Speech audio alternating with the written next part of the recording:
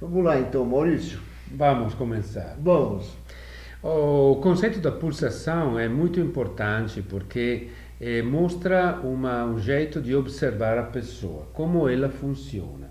Pulsação tem que fazer com expansão e contração. E olha, cada momento da nossa vida nós somos dentro da pulsação. Porque se eu tenho medo, vou me contrair. Eu tenho uma contração.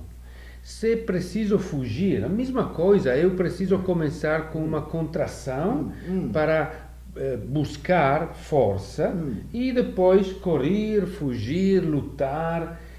E o contrário, quando eu fico com confiança, tranquilo, eu posso me expandir. E quando eu fico com prazer com uma pessoa ou uma situação, ou olhando um filme, ou lendo um livro, eu fico expandendo o meu self. Então, expansão e contração é um movimento básico da minha existência. E o primeiro que observou, estudou e criou um esquema para estudar e tratar clinicamente as pessoas foi Reich, Wilhelm Reich, que falou de pulsação organísmica, pulsação energética. E foi um conceito muito importante, porque ele era um médico, como Freud, e observava as pessoas, e ele podia ver como a dor cria uma contração profunda. E uma dor antiga cria uma contração profunda antiga.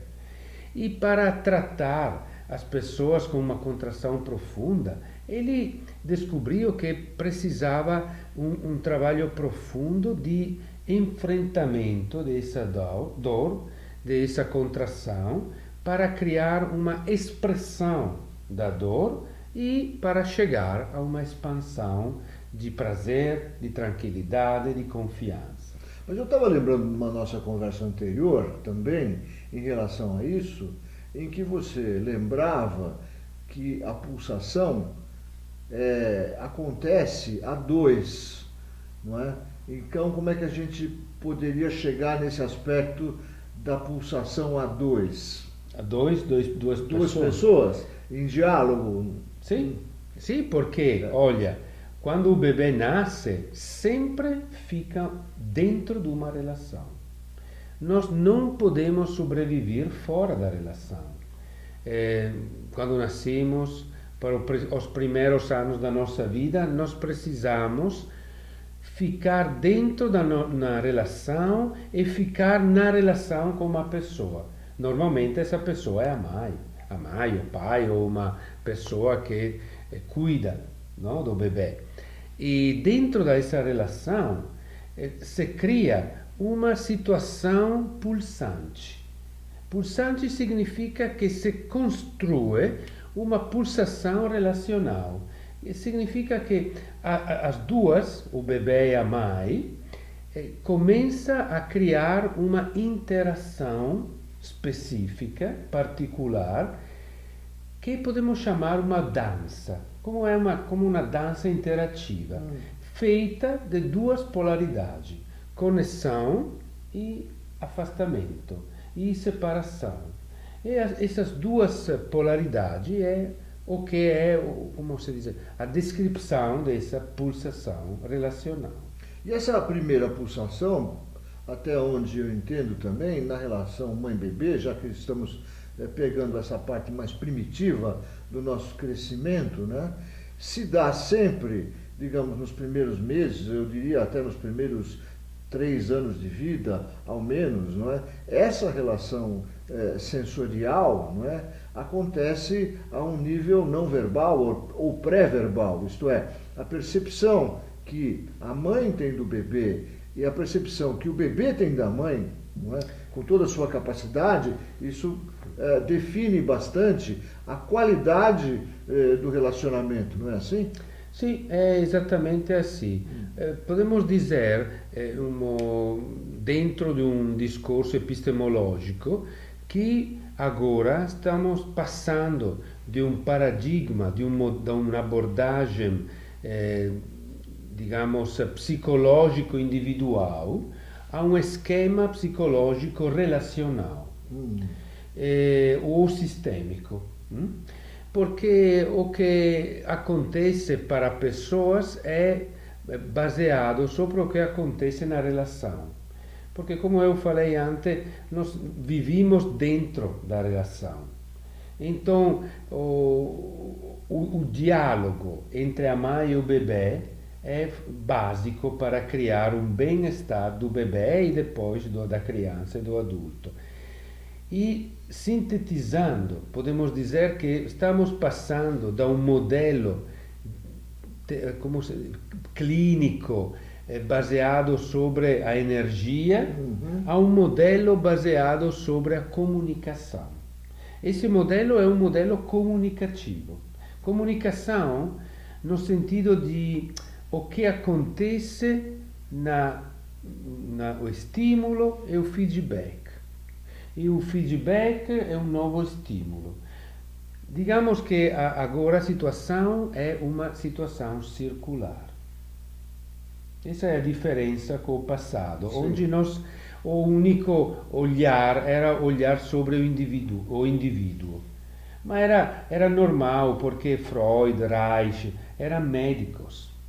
E os médicos são muito ocupados com o indivíduo.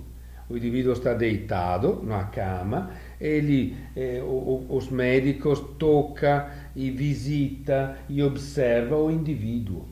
Mas agora estamos passando a um paradigma mais complexo, que é um paradigma relacional. Quer dizer, o paradigma relacional significa, então, que esse diálogo ou não verbal ou pré-verbal, conforme a situação, ele tem um nome, não é? É um diálogo em que a mãe precisa reconhecer as competências do bebê e o bebê vai aprendendo a conhecer as competências da mãe também, não é? Um reconhece o outro através desse diálogo mais primitivo, não é? Sim, sim. O bebê pode se conhecer através da ação da mãe, da respondência da mãe. O bebê, para se conhecer a si mesmo, precisa ser reconhecido da mãe. Então, conhecimento e reconhecimento são as duas polaridades do mesmo processo. Mas não é possível somente sem o outro. Então, é necessário, precisa olhar a relação inteira. Não é mais possível olhar somente um indivíduo. E o que se ganha com isso, me parece, é que esse reconhecimento vai permitindo a esse bebê em crescimento e formando uma personalidade mais integrada consigo mesmo e conectada com o outro. Sim. Quer dizer, apesar de estar integrado consigo mesmo, está também conectado com o outro. Não é? Sim, exatamente. Essa é uma vantagem desse olhar, porque quando o bebê se sente respeitado no tempo, na distância, no contato com a mãe, ele pode desenvolver duas coisas muito importantes. A primeira é uma forma de identidade mais estável. Ele começa a se sentir de ser o que ele é. Que não é uma coisa que se pode dizer, mas se pode sentir. A minha identidade é uma coisa que eu sinto, não posso explicar. Mas eu me sinto me mesmo, e quando eu me sinto me mesmo, eu fico melhor. Não sinto ansiedade, angústia, ou o sentido de me perder no mundo. E isso é uma coisa básica para enfrentar o mundo, enfrentar o desenvolvimento da minha personalidade. E outra coisa é que eu construo a possibilidade de ficar com a outra pessoa na minha vida. Então, ficar com mim mesmo e ficar com o outro é uma tarefa que eu tenho para viver em uma situação boa. Isso aí nos leva a um aspecto atual, né, de uma importância fundamental, que é, para você estar com o outro, isto é, para o bebê, para a mamãe estar com o bebê, ela precisa reconhecer que o bebê tem suas diferenças. E o bebê precisa reconhecer que a mamãe tem suas diferenças, até um certo nível, não é? Então, o reconhecimento das diferenças começa desde o princípio. Sim. Não é? Sim. E aqui falamos de um conceito específico, sintonização. A sintonização é uma coisa, como você falou, a capacidade da mãe e do bebê ao mesmo tempo de ficar uma dança respeitosa. Respeitosa significa que se o bebê faz uma coisa, a mãe precisa aprender como cuidar disso, como se comportar com isso. Se o bebê precisa dormir, ou se precisa somente se afastar um pouco, a mãe precisa que aprender como respeitar o desejo e a necessidade da criança, do bebê. E a mesma coisa, a mãe precisa ser reconhecida na capacidade de ela de lidar com o bebê. E das necessidades dela também, né? Exatamente. Porque isso me lembra uma história que nós conversamos agora há pouco, sobre um certo trabalho de dramatização sistêmica que fiz com alguns alunos para explicar uma questão espacial dentro da casa, em que havia uma queixa de uma esposa, mãe, não é? Uma queixa que queria a atenção do marido em um determinado horário noturno e que essa atenção ele não dava a ela, não é? Ele ficava envolvido nas coisas dele e ela ficava com o bebê no colo. E em algum momento chegamos ao ponto de perceber, não é, que eventualmente se ela pudesse deixar o bebê em algum lugar da casa, ou no berço, ou no quarto, ou ao lado em algum lugar, ela estaria com uma disponibilidade maior para estar com o marido. Então dramatizamos isso, ela deixou o bebê de lado e voltou imediatamente para sentar ao lado do companheiro. E o que de importante aconteceu foi que a pulsação perdida com o marido se recupera naquele momento, quer dizer, é uma reparação, é um reencontro entre marido e mulher, e não entre pai e mãe, um encontro entre marido e mulher. Sendo que nesse momento o bebê está por perto, mas não está interferindo. Quer dizer, está junto, mas está separado ao mesmo tempo. Então está sintonizado. Quando ele está conectado e separado ao mesmo tempo, fica bem, é uma situação de sintonização. E você, com este exemplo, está falando de uma pulsação sistêmica. Significa que precisa, dentro da família, que é um macrosistema, um sistema um pouco mais grande, não, do indivíduo e da dupla, da pareja, é uma pulsação porque a mãe, a mulher, precisa se sintonizar com o bebê e com o marido ao mesmo tempo. É uma pulsação complexa, mas precisamos disso. Porque quando essa pulsação se interrompe, se quebra, cria problemas dentro da família. E é curioso porque a experiência do adulto é estar assim, não estar sintonizado com a necessidade do próprio corpo.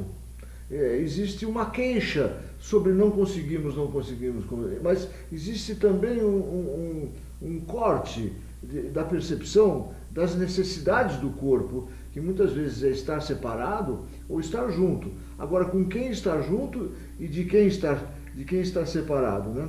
Isso me lembra também um outro aspecto que talvez fosse importante a gente conversar aqui, que é o aspecto da percepção a nível não verbal ou pré-verbal. Isto é, a nível subcortical e o nível cortical, não é? E que esses primeiros 3, 5 anos de vida da criança se dá muito a nível subcortical, isto é, o hemisfério direito do cérebro ocupa um espaço enorme nesse relacionamento, não é? Que depois vai deixar de ser assim. Como é que você enxerga isso, então? Olha, eu lembro quando você está falando disso, há um conceito de Alan Shore, um neurofisiólogo norte-americano. Ele fala assim: os bebês são criaturas, se diz, criaturas subcorticais. Significa que os bebês, a criança, quando são pequena, funciona primariamente no jeito subcorticais. Ele não pensa muito, não fala muito, mas se interage com o mundo, com o ambiente, com o meio ambiente, de um jeito que é muito importante para a sobrevivência. E tem uma competência alta, muito alta, refinada, para compreender, olhando os olhos da mãe, do pai, o que está acontecendo. E se acomoda. Não? Como se conecta ou se afasta, dependentemente da o que ele percebe no ambiente. Isso é uma competência totalmente subcortical. Isso levanta um aspecto muito importante, que é qual o aspecto? Que a mãe pode confiar naquilo que o bebê diz, não é? Naquilo que o bebê fala, em termos de olhar, de respiração, de movimento, não é? Ela pode confiar no seu bebê muito mais do que confia normalmente, não é? Sim. Tá. Sim, eu acho que a mãe pode começar, todas as mães podem começar a pensar que o bebê tem competências muito altas. Como eu normalmente digo, o bebê começa a imitar o sorriso da mãe 40-45 minutos depois do nascimento. É uma competência incrível, porque no passado nós pensamos que o bebê começa a ser competente 3-4 meses depois do nascimento. E isso é errado. Sabemos que o bebê é muito competente. E é competente porque, como sempre fala Alan Shore, ele vive através do funcionamento do hemisfério direito do cérebro, ou cérebro direito, como nos diga. Hemisfério direito. Hemisfério direito.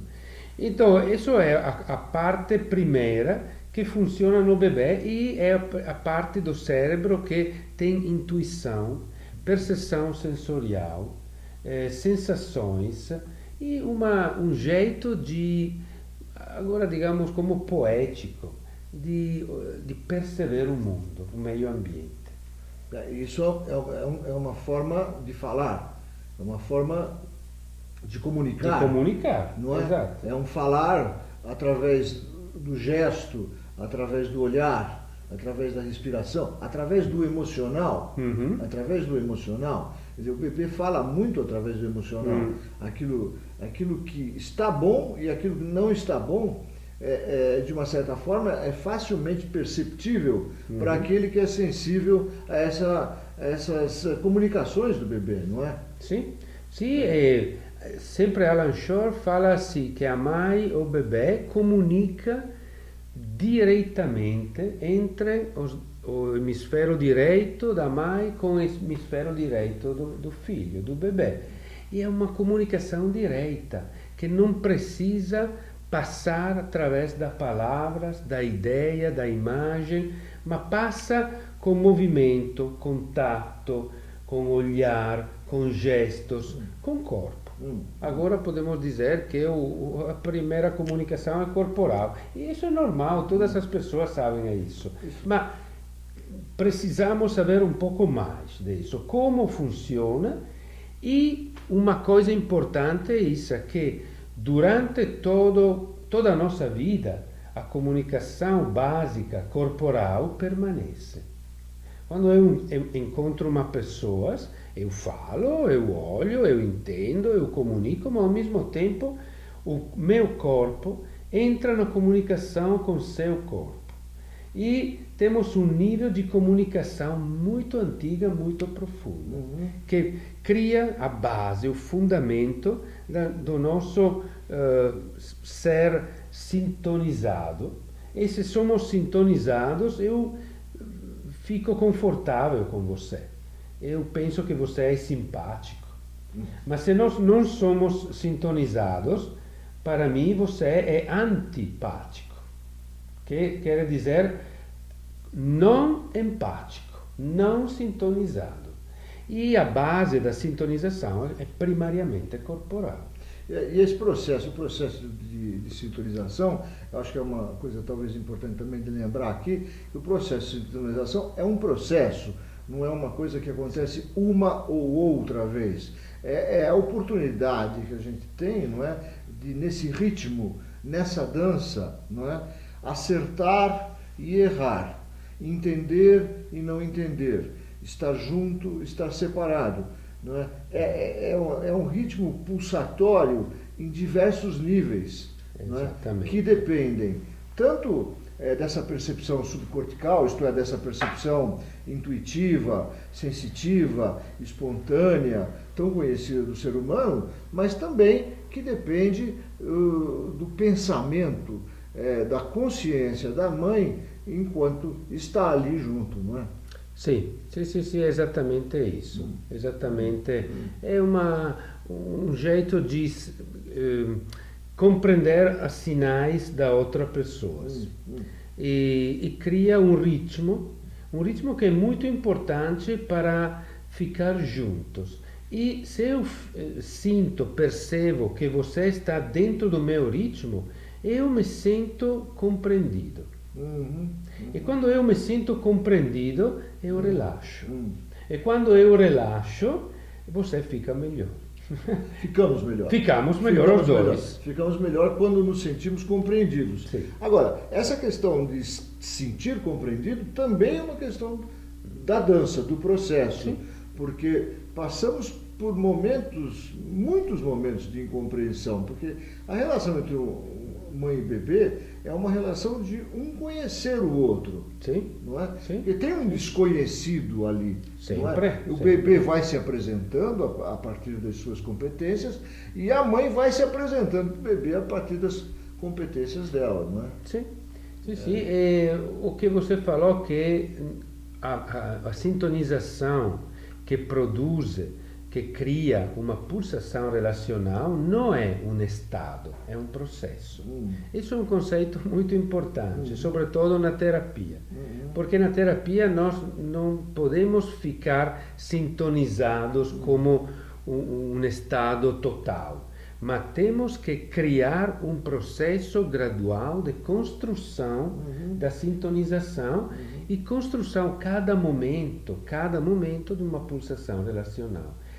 E passamos através da sintonização, que quer dizer que somos conectados, o que Edward Tronick chama match. Match significa que está funcionando uma relação. Mas também passamos com mismatch, quer dizer que não estamos conectados. Exatamente. E depois, o terceiro momento é o mais importante, que é a reparação. Reparação significa que fomos por um momento, por um tempo, desconectados ou como em mismatch, como ele fala, e depois vamos a reparar. Vamos a reparar a dança, a sintonização, que quer dizer que vamos a criar e a reparar uma compreensão recíproca. Então, passando por todos esses conceitos de acertar, errar, reparar, reconstruir, esse processo acaba desenvolvendo dentro da mãe e do bebê, não é a questão da confiança e da segurança. Exatamente. Não é? E com confiança e com segurança, podemos ir sempre muito além, às vezes até das nossas próprias capacidades, não é? Sim, porque o que alguns psicólogos chamam basic trust, confiança básica. É isso. Eu posso confiar em você se no processo primário nós ficamos suficientemente sintonizados. E essa confiança básica, quando se aprende já a partir do nascimento, quando se vai aprendendo a partir do nascimento, é uma coisa que jamais se perderá. Entendeu? Os desencontros da vida adulta, que são tantos, da vida de adolescente, que são Claro, tantos, não é? claro.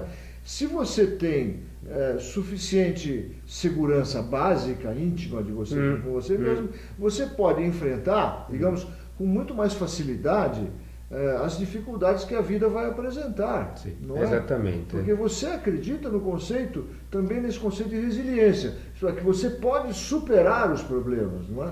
Quando você tem um núcleo, você diz núcleo? Núcleo. Um núcleo interno de confiança básica, você tem uma autoestima suficiente. Isso mesmo. E Exatamente. autoestima suficiente significa que cada problema que eu encontro na minha vida, eu interpreto como um recurso, como um obstáculo que cria uma força maior em mim mesmo.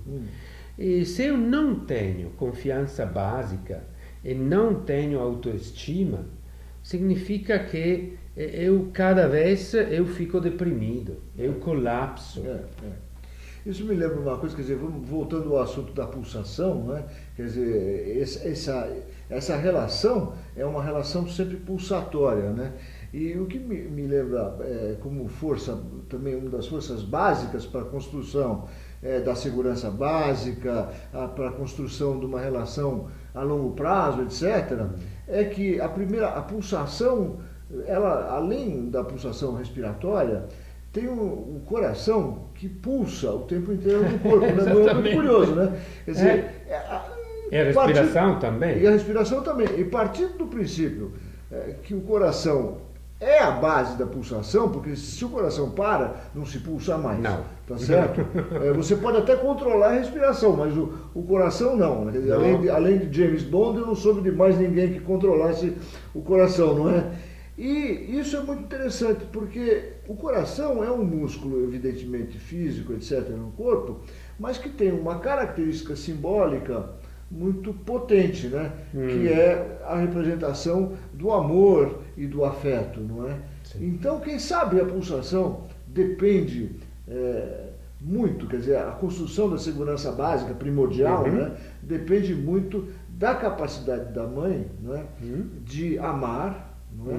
Para poder pulsar junto, mas que tenha também um coração que seja um coração inteligente, isto é, um coração que além de pulsar espontaneamente, que ele também possa pensar, no sentido de fazer aquilo o melhor possível na relação. Né? Pode ser que é o que nós chamamos inteligência emocional. Inteligência emocional, exatamente. Quer dizer amor com respeito. Isso. Amor com equilíbrio. Pulsação na relação significa que eu sinto a mim mesmo e ao mesmo tempo percebo a necessidade de você. Então, é complexo, não é fácil, mas é um trabalho que se vai construir a partir do nascimento e da primeira infância e depois cria uma base de, podemos dizer, optimismo. Optimismo e não é alegria, mas é um bem-estar básico. Eu prefiro falar de autoestima. Autoestima significa posso ter muitos problemas, mas tenho ao mesmo tempo muitos recursos. Isso. E confiar no mundo como... isso é uma coisa importante. Quando eu não me sinto respeitado, eu percebo o mundo como uma ameaça. Quando eu me sinto respeitado a partir do nascimento, da primeira infância, eu percebo o mundo como um recurso.